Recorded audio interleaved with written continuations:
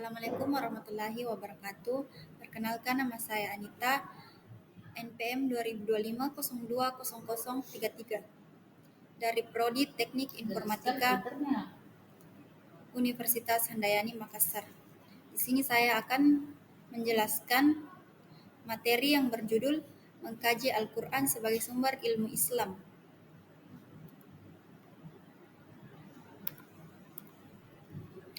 Al-Quran adalah mukjizat terbesar petunjuk bagi manusia dan sumber ilmu pengetahuan. Kandungannya mengatur spiritual, moral, sosial, dan intelektual.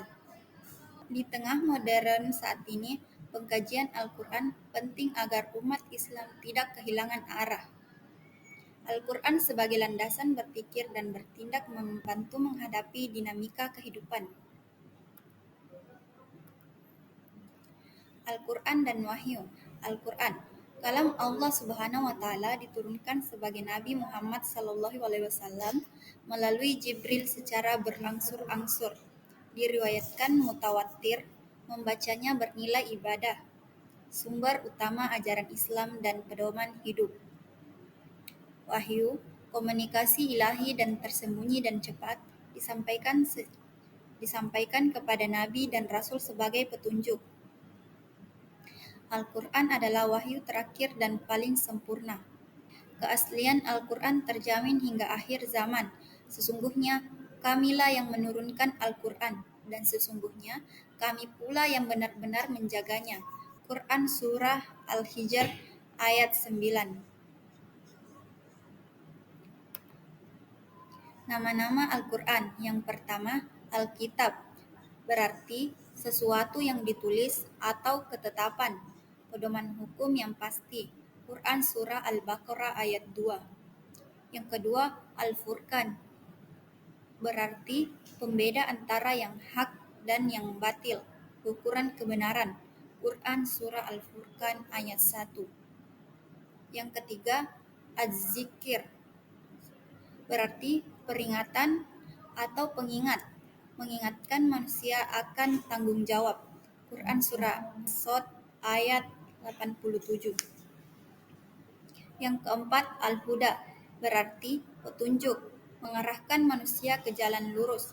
Quran Surah Al-Isra ayat 9. Yang kelima, Asy-Syifa, berarti penyembuh, obat bagi penyakit hati dan rahmat.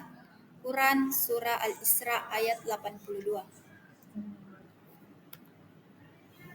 Kebenaran Al-Quran. Yang pertama, ijaz luhawi, kemukjizatan bahasa, keindahan dan keunikan bahasa yang tak terbandingi. Allah menantang manusia membuat satu surah serupa. Quran Surah Al-Baqarah ayat 23. Yang kedua, ijaz ilmi, kemukjizatan ilmiah, isyarat ilmiah yang baru dipahami seiring perkembangan ilmu modern seperti perkembangan janin. Quran Surah Al-Mu'minun ayat 14. Yang ketiga, ketetapan nubuat, berita tentang peristiwa masa depan yang terbukti benar. Contohnya, kemenangan Romawi atas Persia. Quran Surah Ar-Rum ayat 2-3. Manfaat Al-Quran bagi manusia. Yang pertama, pedoman hidup, mengetahui akidah, ibadah, muamalah, dan akhlak. Quran Surah Al-Isra ayat 9. Yang kedua, ketenangan jiwa, membaca dan memahami Al-Quran menenangkan hati. Quran Surah Ar-Ra'd ayat 28. Yang ketiga, sumber ilmu, mendorong berpikir dan meneliti fenomena alam. Quran Surah Al-Imran ayat 190. Yang keempat, syafaat di akhirat, penolong bagi yang membaca dan mengamalkannya. Metode memahami Al-Quran. Yang pertama, tafsir bil matsur, penafsiran berdasarkan riwayat sahih, ayat dengan ayat, hadis, penjelasan sahabat dan tabi'in. Quran Surah An-Nahl ayat 44. Yang kedua, tafsir bir raih, penafsiran dan ijtihad akal sehat tidak bertentangan dengan Al-Quran, hadis, dan kaidah bahasa Arab. Langkah praktis yang pertama, mempelajari asbabun nuzul. Yang kedua, memahami kaidah bahasa Arab. Yang ketiga, merujuk kitab tafsir ulama otoritatif. Yang keempat, menghindari penafsiran hawa nafsu.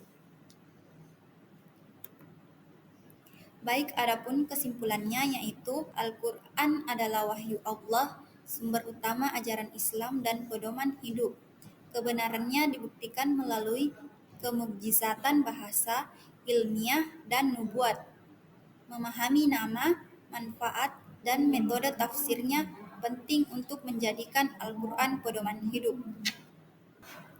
Baik, itu saja yang bisa saya sampaikan.